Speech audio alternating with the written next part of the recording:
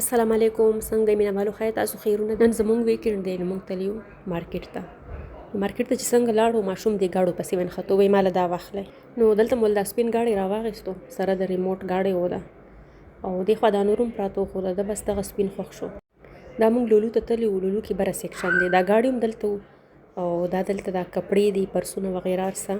بره سیکشن کې پراته دي او خوراک والا او دالونه وغیرہ هغه لاندې مطلب دا غي لاندې سیکشن دی هغه ته به موږ بات کیږو. نو مې ول تاسو ته دې ځګی دا کپڑے وغیرہ وخېما دغه ریډی میډ کپڑے وي او دا ورانی کپڑے دي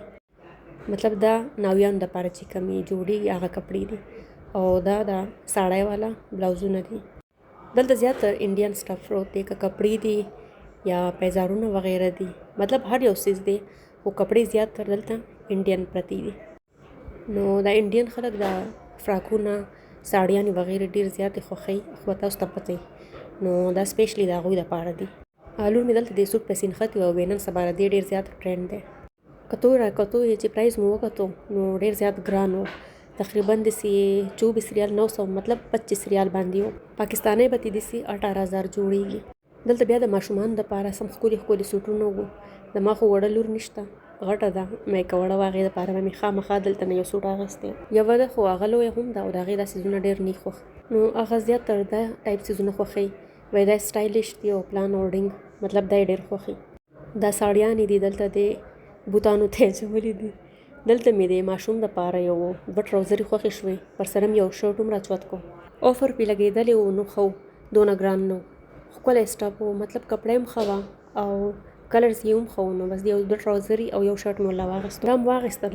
نو کاونټر ته چلاړو الته د یو پینټ کې سم مسله و نو هغه پاتې شو وې دې کې څه چینجز کو کسه لګیاو نو بس هم پرې خو دو اور خو ته ولاړو مطلب دلته انتظار کوم نو مې راځه تاسو دا غړای مړای وخی ما او دا ډیکوریشن پیسونه وغیرہ پراته دي مې تاسو پکې دا وخی پس لاندې راکو شو دلته ټرای را واغسته مې چې ګروسری وکړو ماشوم خو د خپلې خوخي سيزونه را واغسته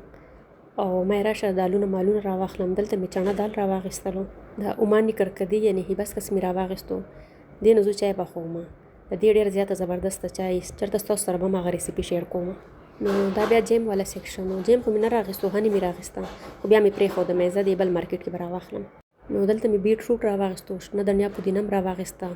لوکی مې را واغستو پیټه کدو مې را واغستو نو سبزی باندې چاستیکر وغیرہ لګي پاغیم سمرشیاغي ته ولاړو نو دلته خواته سره کېلې پرتی وي مې چې تاسو ته دا وخت مده وګوره سمره وګدي او سمره قسم پرتی دي پکې دلته مو فروټ روانه غسته نسکو تتلو مېزه فروټ پر هغه نه را واخلو مطلب الته به واخلو بس لولو نه لاړو نسکو ته الته چې څنګه لاړو نو بس یو دوه ټرالیم را واغسته دا ټرالی موږ سره و ماشوم یې زوګې شوی مماله شوارما دلم شوارما را واغسته او بس د مصالې را واغسته ماشوم ځان له کروسن را واغستو بریډ را واغستو مطلب د چې کم سيزونه خوخي بس هغه ټول را واخلي او هنیم را واغستله بیا لاړو کړي پتا طرف ته دلته نم کړي پتا را واغسته پالک ساګ می را واغستل او ورسره می یو دوه ګېډې د مولو پانی را واغستې مې زه د مولو د پانی او د پالک په یوځای پوخ کم نو سم مزیدار دی. بیا دلته خوشحال شم په هر سیزن کې نه بس یو سیزن یې او هغه لانن سبانه د شورو شوی نو زه د مولو د پانی پکې خون کوي دلته می فروزن سبزی پکاړ و دا می را واغستل یو بدري پیکټي پاکستانی مینګوز ور دینم لګ را واغسته او گریپ فروټ مو را واغستو مطلب چې کوم سودام پکار واغ ټولم را واغسته او بس کاونټر طرف ته راغلو